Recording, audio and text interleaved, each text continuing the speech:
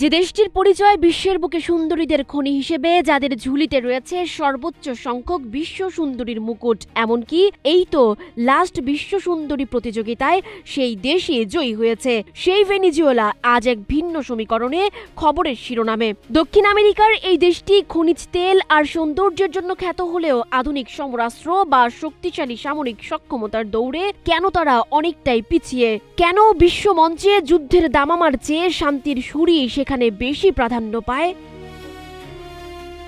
ভেনেজুয়েলার সামরিক কৌশলের দিকে তাকালে দেখা যায় তাদের কোনো অত্যাধুনিক নিজস্ব যুদ্ধাস্ত্র তৈরির বড় কোনো ইন্ডাস্ট্রি নেই। এর মূল কারণ দেশটির অর্থনৈতিক বিপর্যয়। একসময়ের অন্যতম ধনী এই দেশ এখন চরম মুদ্রাস্ফীতির কবলে। ফলে নতুন করে ভারী যুদ্ধাস্ত্র কেনা বা পারমাণবিক কর্মসূচি চালানোর মতো আর্থিক সঙ্গতি দেশটির নেই।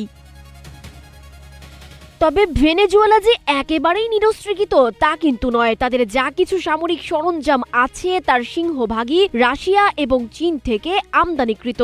নিজস্ব উদ্ভাবনী শক্তির চেয়ে তারা বিদেশি বন্ধুত্বের ওপরই বেশি নির্ভরশীল। এছাড়া দেশটির প্রতিরক্ষা নীতি মূলত প্রতিরক্ষামূলক, আক্রমণাত্মক নয়।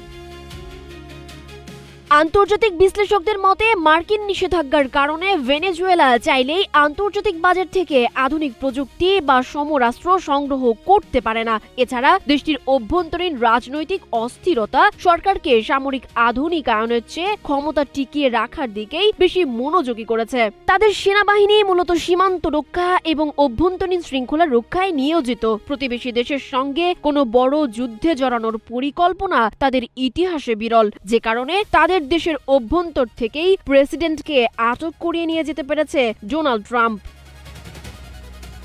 তবে সুন্দরীরা যেখানে দেশের দূত, সেখানে বারুদের গন্ধ নয় বরং তেলের অর্থনীতি আর পর্যটনই হতে পারত ভেনেজুয়েলার শক্তি। কিন্তু ভূ রাজনীতি আর অর্থনৈতিক সংকটের মারপ্যাচে আজ দেশটি যুদ্ধাস্ত্রের জৌলুস হারিয়ে কেবল টিকে থাকার লড়াইয়ে ব্যস্ত।